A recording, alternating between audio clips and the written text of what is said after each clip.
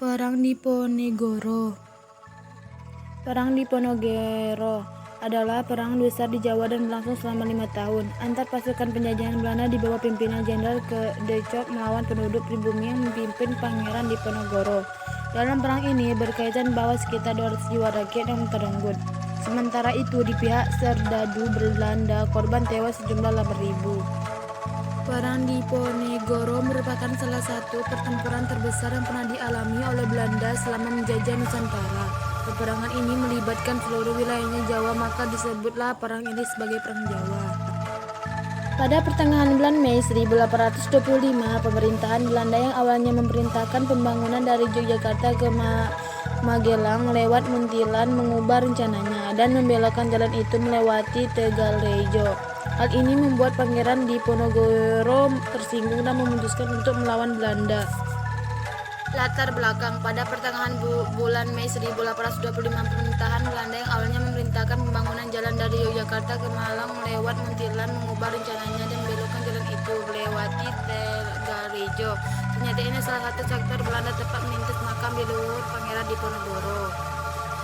Puncak peperangan: pada puncak peperangan, Belanda menyerahkan lebih dari 20.000 orang tentara dan pada tahun 1827 Belanda melakukan penyerahan terhadap Diponegoro dengan menggunakan banteng sehingga pasukan Diponegoro terjepit. Pada tahun 1829 Kyai Maja ditangkap, kemudian Pangeran Mangkubumi dan Panglima utamanya Sentot Alibasa menyerahkan kepada Belanda. Akhir peperangan: akhirnya pada tanggal 28 Maret 1830 Jenderal De Cock berhasil menjepit pasukan Diponegoro di Malang. Pangeran Diponegoro menyatakan bersedia menyerahkan diri dengan syarat sisa anggota laskarnya dilepaskan. Maka Pangeran Diponegoro ditangkap dan disaksikan ke Manado, kemudian dipindahkan ke Makassar sehingga wafatnya di Banteng Rotterdam tanggal 8 Januari 1855. Perang Banjar atau Banjarmasin. Perang Banjar 1859 sampai 1905. Perang Banjar adalah perang perlawanan terhadap penjajahan kolonial Belanda yang terjadi di Kesultanan Banjar yang meliputi wilayah provinsi Kalimantan Selatan dan Kalimantan Tengah. Awal mula terjadinya Perang Banjar: 1. Rakyat tidak puas terhadap campur tangan Belanda dalam pergantian tahta di Banjar. 2. Belanda menangkap Prabu Anom, seorang bangsawan yang terkenal memusuhi Belanda. 3. Rakyat tidak senang dengan merajalelanya Belanda yang mengusahakan perkebunan dan pertambangan di Kalimantan Selatan. 4. Belanda terlalu banyak campur tangan dalam usaha intern kesultanan. 5. Belanda bermaksud menguasai daerah Kalimantan Selatan karena daerah ini ditemukan pertambangan batu bara. Terjadinya perang. Daerah perang berada di daerah Kalimantan Selatan, hampir seluruhnya termasuk di daerah Sungai Berito. Pertempuran terjadi sangat sengit antara kolonial dan para rakyat. Akhir perang: 1. Pangeran Hidayatullah tertangkap dan Pangeran Antasari wafat. 2. Perjuangan tetap berlanjut dan dipimpin oleh Gusti Madesemen, Gusti Acil, Gusti Arsyad, dan Antum Durrahman. 3. Rakyat masih bergelira dengan sesekali melakukan serangan kepada Belanda sampai awal abad ke-20. Perang Puputan. Latar belakang: perang ini dilaksanakan tanggal 20 Februari 1946 di Desa Abeng, Kecamatan Marga, Tabanan, Bali, Indonesia. Kekuatan pasukan 96 orang, pimpin Gusti Ngurah Rai. Peristiwa: pada waktu Stembo berada di Desa Marga, Agusti Ngurah Rai memerintahkan pasukan untuk merebut senjata polisi Indonesia yang ada di kota Tabanan. Perintah itu dilaksanakan pada 20 November 1946 pada malam hari dan berhasil baik. Beberapa senjata beserta pelurunya dapat direbut oleh seorang komandan polisi Indonesia ikut menggabungkan diri kepada pasukan Ngurah Rai. Setelah itu, pasukan Ngurah kembali ke Desa Marga pada 20 November 1946. Sejak pagi-pagi buta, tentara Belanda mulai mengadakan pengurangan terhadap Desa Marga. Kurang lebih jam 10 pagi mulailah terjadi tembak-menembak antara pasukan Indonesia dan pasukan Ngurah Rai. Pada pertemuan yang seru itu, pasukan bagian depan Belanda banyak yang mati tertembak. Oleh karena itu, Belanda segera mendatangkan bantuan dari semua tentara yang ada di Bali, membuat pesawat Gebong yang ditangkap dari Makassar. Akhir dari peperangan: Di dalam pertempuran itu, semua anggota pasukan Ngurah Rai bertekad tidak akan mundur sampai titik darah penghabisan. Disinilah pasukan Ngurah Rai mengadakan puputan atau perang habis-habisan di desa Magarana, sehingga pasukan yang berjumlah 96 orang itu semuanya gugur, termasuk Ngurah Rai sendiri. Sebaliknya, di pihak Belanda ada lebih kurang 400 orang yang tewas. Untuk mengenang peristiwa tersebut, pada tanggal 20 November 1946 dikenal dengan Perang Puputan Magarana. Dan kini pada bekas area pertempuran itu didirikan Tugu Pahlawan Taman Pujaan Bangsa. Perang Padri.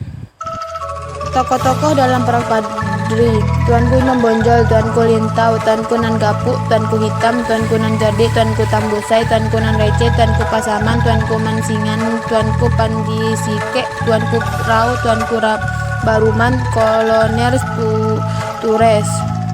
Latar belakang: 1. Adanya pertentangan paham antara golongan Wahabi yang ingin memurnikan ajaran agama Islam dengan para golongan tasawuf yang terdiri dari kaum bangsawan dan pemangku adat. 2. Adanya kebiasaan buruk yang disahkan oleh kaum adat seperti minuman keras, menyambung ayam, berjudi, merokok, dan lain-lain. 3. Adanya pertentangan antara hukum adat dengan hukum di agama Islam, yaitu diantaranya pada hukum adat menganut sistem kekerabatan matrilineal dan sedangkan di Islam patrilineal. 4. Terjadinya perebutan pengaruh antar kaum adat dengan ulama. 5. Adanya campur tangan bangsa barat dalam perebutan kekuasaan tersebut, yaitu bangsa Inggris dan Belanda. Proses perang Padri gelombang pertama 1821 sampai 1825 terjadi di kota Lawas, kemudian berkembang di daerah lainnya seperti Alahan Panjang. Kaum Padri dipimpin Datuk Bandaro dan kaum adat dipimpin Datuk Sati. Setelah Datuk Bandaro meninggal, kemudian dilanjutkan oleh Tuanku Imam Bonjol dan dibantu oleh Tuanku Pasaman, Tuanku Nan Receh, Tuanku Nan Jardi, dan Tuanku Nan Gapuk. Karena terdesak dalam peperangan pada 21 Februari 1821, kaum adat meminta bantuan Belanda di Padang. Kemudian Belanda membangun benteng di Batu Sangga dengan nama Von Venderschapplein. Akhir Perang Padri, di mana benteng Bonjol dikepung sehingga jatuh pada 16 Agustus 1837, tetapi Tuanku Imam Bonjol berhasil selamat dari kepungan tersebut. Terkendali demikian, pelarian Tuan Imam Bonjol tidak berlangsung lama sehingga akhirnya beliau menyerahkan diri pada pihak Belanda. Perang Sisingamangaraja. Awal mula Perang Sisingamangaraja, kedatangan tentara Belanda di wilayah Batak telah memprovokasi Sisingamangaraja sehingga ia mengumumkan perang pada 16 Februari 1878 dengan melakukan penyerangan ke pos-pos Belanda di Bahal Batu. Latar belakang: Sisingamangaraja sebagai Raja Batak menolak adanya upaya penyebaran agama Kristen yang dilakukan oleh misionaris Belanda di wilayah Batak. Hal tersebut dilakukan karena Sisingamangaraja khawatir kepercayaan dan tradisi animasi rakyat Batak akan terkikis oleh perkembangan agama Kristen. Proses perang. Penyebab terjadinya perlawanan pengaruh Sisingamangaraja semakin kecil adanya Zending di Tapanuli dan sekitar Belanda memperluas kekuasaan dalam rangka Pak Neherlandi. Akhir Perang Sisingamangaraja. 17 Juni 1907, Sisingamangaraja meninggal dalam perlawanan terakhirnya di Aik Sibulbulon karena tertembak timah panas di dadanya. Kedua putra dan seorang putrinya ikut gugur di tangan Belanda. Dengan begitu usailah Perang Batak.